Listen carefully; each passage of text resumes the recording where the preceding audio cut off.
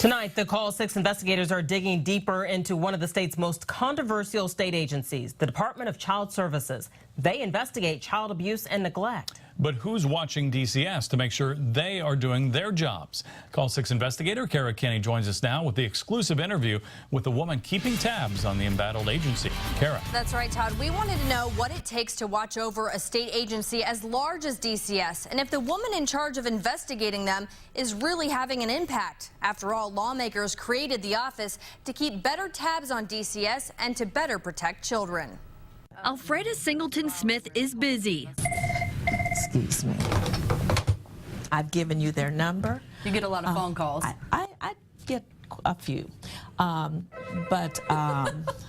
She's the Department of Child Services Ombudsman, a watchdog of sorts created by the legislature in 2009. Her job, along with two assistants, is to investigate DCS, an agency that's faced sharp criticism over child deaths. Our goal is to ensure that policies and processes are followed. Another goal, to make sure people dealing with DCS have a place to go to request an independent review. What many don't know, she works in the Department of Administration, separate from DCS. What is the biggest misconception about your office?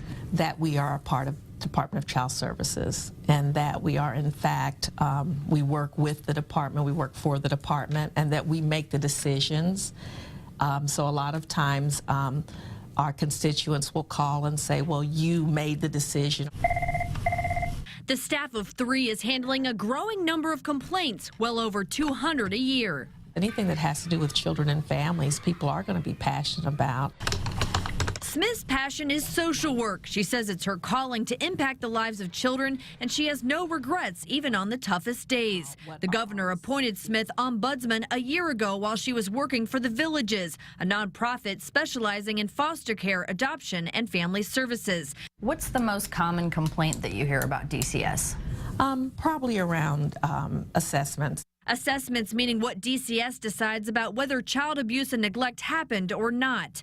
But we learned Smith's office cannot intervene or participate in those cases. You can't actually yourself implement changes in a case. No.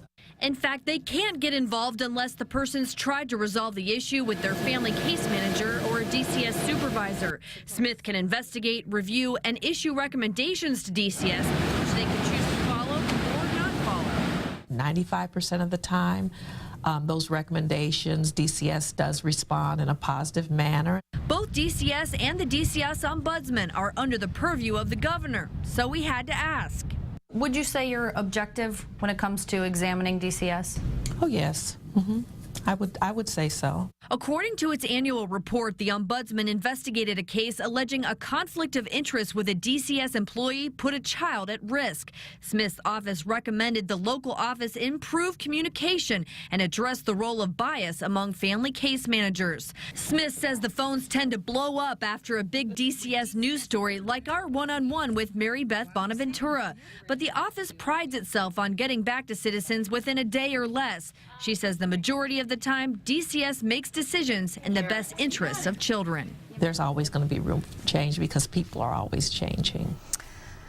Alfreda Singleton Smith took over for Susan Hopp, who retired a year ago. More than 200 Hoosier children have died due to abuse and neglect over the past decade, making the DCS Ombudsman arguably one of the most important roles in the state.